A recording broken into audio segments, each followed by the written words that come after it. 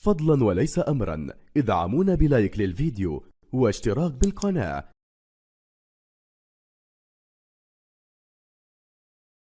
سنتابع بعد قليل مباراة كبيرة، مباراة ودية دولية ستجمع بين المنتخب الوطني المغربي والمنتخب البرازيلي المصنف أول عالميا منتخب السيليساو في ضيافة أسود الأطلس. المنتخب المغربي الذي حقق إنجازا كبيرا في مونديال قطر بإنهاء المنافسات رابع العالم سيكون بعد قليل في ضيافة هذا الجماهير وهذا الحضور الكبير للجمهور المغربي. يمكن نقول بأنه منذ ساعات طويلة بل هناك عدد من فضل الإفطار هنا بالملعب الكبير بطنجة من أجل المتابعة ومن أجل مساندة العناصر الوطنية والمنتخب الوطني المغربي. كما قلت حضور جماهيري قياسي، حضور سيد فوزي الخجاع رئيس الجامعة الملكية المغربية لكرة القدم الذي تابعناه عبر الصورة، وهذا الحضور الكبير أولا لقيمة الحدث وثانيا لأنه كما قلت يأتي ظهور الأسود بعد الوجه المشرف بكأس العالم والوصول للدور النصف النهائي، وكان الخروج بصعوبة أمام حامل كأس العالم لمرتين المنتخب الفرنسي. هي مواجهة يمكن نقول بأنه عنوانها إذن الحب والارتباط والعشق لألوان الوطن، كما أنها تحمل في طياتها المزيد من التفاني وتبليل القميص والتمثيلية اللي إن شاء الله دائما بغوا تكون مشرفة للمنتخب المغربي في كل المحافل الدولية والقارية والعالمية. منتخب البرازيلي منتخب سيليساو اللي يمكن نقول بأنه خافت بريقه خلال المونديال الأخير بعد الخروج اللي كان من دور ربع النهائي أمام منتخب، لكنه لم تمكنش من تحقيق الذهاب خصوصا وفينيسيوس. كرة خطيرة دخول داخل المنطقة الجزاء والتغطية ممتاز مرة أخرى. غانم السيس على مستوى التدخلات، كرة خارج أرضية الملعب. الحكم كيقول كندا وإقصاء منتخبات إسبانيا من الدور الثمانية. كرة مشات كرة ليوسف النصيري، هناك خطأ يمتص الحماس ديال المنتخب المغربي. حكيم زياش تدخل ينطلق إلا في 14 من شهر أبريل. هناك عدد أوناحي يحاول يمرر التمريره كانت الجهه اليمنى. عز الدين أوناحي اليسرى عند لوكاس تولنتينو، خطيره فرصه خطيره لفائده المنتخب البرازيلي. كره مشات فوق المرمى، ابرز محاوله لفائده المنتخب البرازيلي. سنتابع هذه المحاوله المغربي. يوسف النصيري، فرصه مرات جانبا، فرصة الهدف مرات جانب الوسط. نصير مزراوي هو اللي كان وراء الكرة. برشلونة في الوقت بدأ المحاولة ثلاث المنتخب البرازيلي جانبنا. كرة طويلة تعود المحاولة. فينيسيوس أمام جورجيا في لقاء ودي بالإمارات العربية اللي عنده إمكانيات كبيرة. لاعب فريق بايرن ميونخ الألماني. كرة أشرف حكيمي، خروج ياسين بونو، خروج خاطئ والهدف. خروج خاطئ والهدف الأول لفائدة المنتخب البرازيلي في الوقت اللي هناك وضعية تسلل. إذا هناك وضعية تسلل لحكيم زياش. عز الدين أوناحي، هناك خطأ بالفعل بحقه في التنظيم في الوقت تبع المحاولة. أشرف حكيمي، فينيسيوس حذاري من انطلاقات وسرعة فينيسيوس جونيور. تدخل وحكيم زياش كيرفع الكرة. فرصة ريان القطري. هناك خطأ بالفعل. الدوريات الكبرى على المستوى الأوروبي. مشات كرة تحقيق الفوز في هذا اللقاء. تبعد المحاولة، حكيم زياش ترفع الكرة، فرصة لكن الإصابة الحمد لله ما كانش إصابة. لابد من إبعاد الكرة.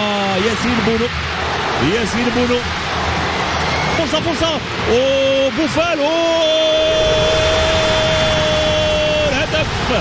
هدف أول لفائدة المنتخب الوطني المغربي بواسطة سفيان بوفال.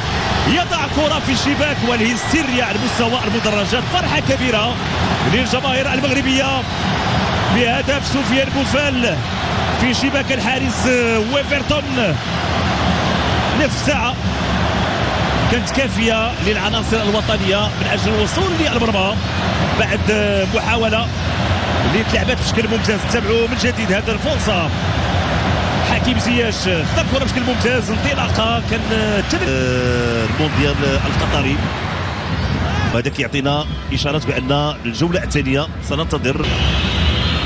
يحاولوا الان لاعبين ديال المنتخب البرازيلي بانه تم اقالته على مستوى العارضه التقنيه في جونيور. محاوله فائده المنتخب البرازيلي داخل منطقه الوطن المغربي. قائم جوله اولى مثاليه. فرصه الجمهور المغربي. هذه فرصه خطيره وتشخص امام منتخب السيليساو.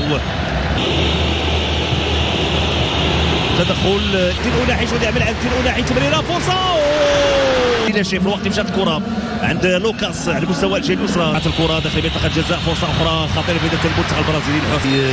يتراجع الوراء بل سيحاول العوده. تدخل الدفاع دائما، فرصه تدخل وابعاد الكره. ممتاز غانم سيس يتدخل ويبعد الكره للزاويه. كانت فرصه بواسطه جونيور داخل منطقه الجزاء وخطيره. الكره كتضرب في دفاع المنتخب البرازيلي. فرصه مره اخرى لاشرف حكيمي. فرصه في المنتخب المغربي. ترجع الكره في المنتخب البرازيلي. حكم المسيبر لكن هذا تدخل ممتاز ياسين بونو.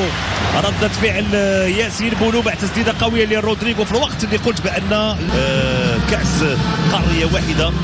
فهذا جات هذه فرصه في الوقت الحكم المساعد رفعت الكره داخل منطقه الجزاء. تدخل 7 المحاوله. فرصه بيد المنتخب الوطني المغربي. تدخل لاعب فريق الوداد الرياضي البيضاوي رودريغو. 3 ديال التغييرات في صفوف المنتخب البرازيلي وكذلك عمران لوزا في الوقت اللي غادي محاوله تدخل رائع في الوقت اللي الحكم المساعد كان دوس سانتوس وكذلك رودريغو. فرصه داخل منطقه الجزاء. تدخل كانت المباراه الاولى امام النرويج. تعادل بهدفين مثلهما بعد بيا لوس انجليس ومرورا ب ولكن كيحاول انه يعطي الثقه. ممتازه من سفيان بوفال عند نصر المسراوي وكذلك الاستفاده من التراكمات الحاليه بالنسبه للعدد من اللي يحاول يمرر. تسديده قويه لحكيم زياش ولكن الكره كتمشي. ترجع الكره امام يوسف انصيري خطيره وهدف. هدف التعادل لفائده المنتخب البرازيلي. هدف بواسطه العبيد كاسيميرو.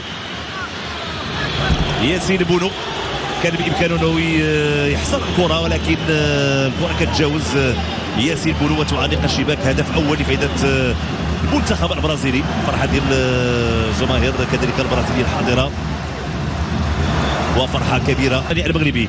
تعبات الكره من طرف اللاعب. محاوله اخرى يحيى عطية رفع الكره. فرصه هدف هدف ثاني لفائده المنتخب الوطني المغربي. هدف ثاني بواسطه اللاعب الصابري عبد الحميد الصابري. ورقه رابحه. من حقك تفرح، من حقنا جميع نفرحوا يا وليد، من حقنا نفرح.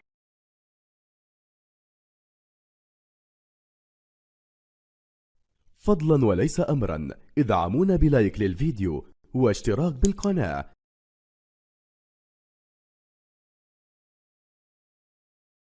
فضلا وليس أمرا ادعمونا بلايك للفيديو واشتراك بالقناة.